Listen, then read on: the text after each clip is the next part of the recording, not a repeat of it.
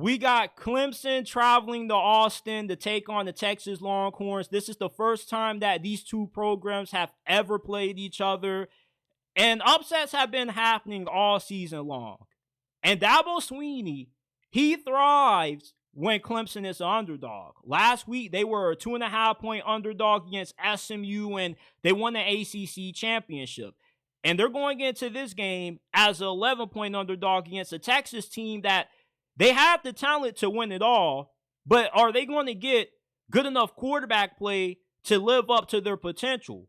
Because Quinn Ewers, the discussion around him is, should he be benched in favor of Arch Manning?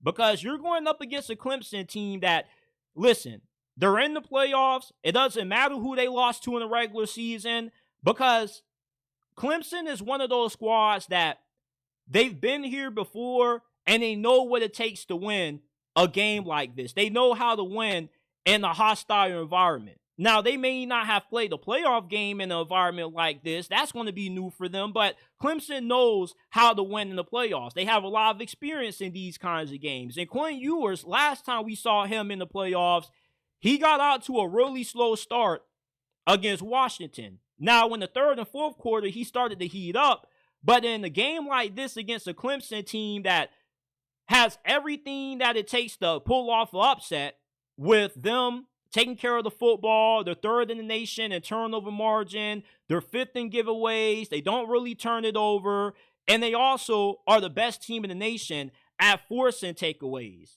However, when you look at Quinn Ewers on the other hand, he's had a couple of moments this year, like against Georgia, when he's been turnover prone. And when you're going up against Clemson, the best way to get upset is by giving them extra possessions. If you give Clemson extra possessions, they are going to make you pay, because offensively, I think that Clemson is talented enough to be able to put points up on a really good Longhorns defense. My question is Quinn Ewers going to be the version that we saw against Michigan earlier this year when he was just completely flawless? He just handled business, because this is the first time where I've seen a Clemson team in the playoffs that their offense was better than their defense. Normally, their defense is loaded with a bunch of future NFL guys, and they got a couple of them on their front seven, but they're not as loaded on that side of the football as what they've been in years past. Normally, Clemson's defense is what they hang their hat on. They don't really have that this year. So if Quinn Ewers ends up having a few turnovers, like a few interceptions in the red zone, that could swing this game in Clemson's favor. Clemson, from a wide receiver standpoint, they don't have a lot of household names, but they do have a few younger players like Trevin Wesco, who has stepped up a lot. You know, they got a pretty good offensive line, and they got a really good running back in Phil Mafah, who was banged up a little bit going into that ACC championship game. And Cade Klubnik has played some of the best football of his career over these last couple of weeks. So for Clemson, you know, Dabo Swinney, he knows how to win a game like this. Steve Sarkisian, on the other hand, I really don't know. We've seen Steve Sarkisian come up short these last couple of years in the playoffs. You know, last year you lose to Washington. You get out to a slow start in that game. You lose in the SEC championship to a Georgia team that you were favored to beat, a Georgia team that you were more talented than, by the way. And I just don't feel like we've seen Texas play their best football relative to the talent that they have on that squad. Their defense has carried the load, but offensively, I still haven't seen it. And in spite of a Clemson team that hasn't really been that good defensively this year, I still don't really see Texas erupting for 30, 40 points. Even if Texas is able to survive an upset bid by Clemson, I still think that this is a game that they probably win 28-24, 28-21, because offensively, I just don't think they're that efficient with Quinn Ewers in. He also is really bad when he has pressure in his face. He doesn't really improvise. He's not really that mobile. So when a guy gets in his face, he can't evade pressure. And you got a really formidable Clemson pass rush. They are 28th in sacks per game. And when you can get pressure on Quinn Ewers, he gets rattled.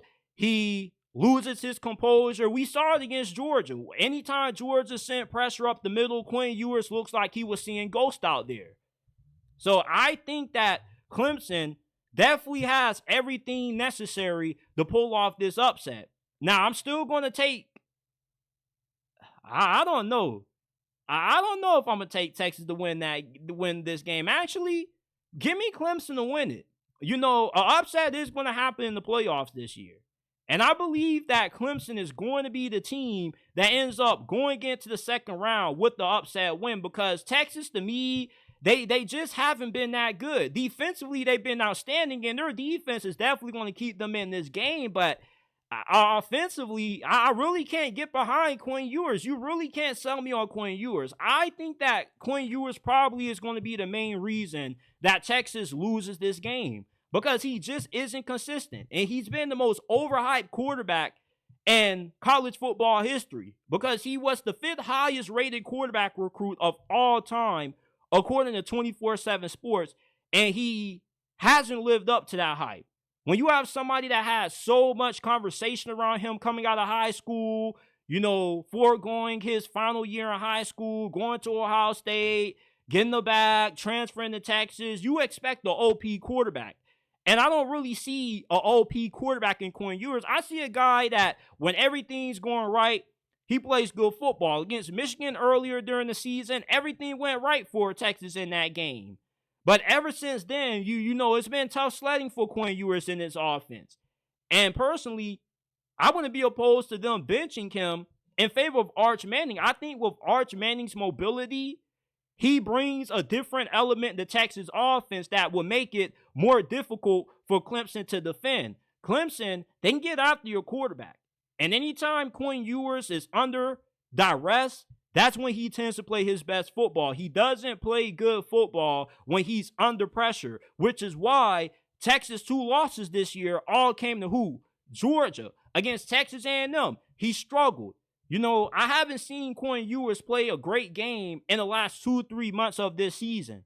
If Texas is going to win this game, Quinn Ewers has to play his best game, and I don't see it happening. Give me Clemson with the 28-24 upset over Texas. I know that Texas defense has been good all year long, but a team like Clemson that isn't really heavily penalized, they take care of the football, they don't beat themselves. You give them a few turnovers, and that could be what swings the game in their favors. I trust Cade Klubnik more than I trust Quinn Ewers. And that may sound like an outrageous statement to hear, but can you really blame me? Do you really trust Quinn Ewers in this game if you're a Longhorns fan? Because I don't see how you can.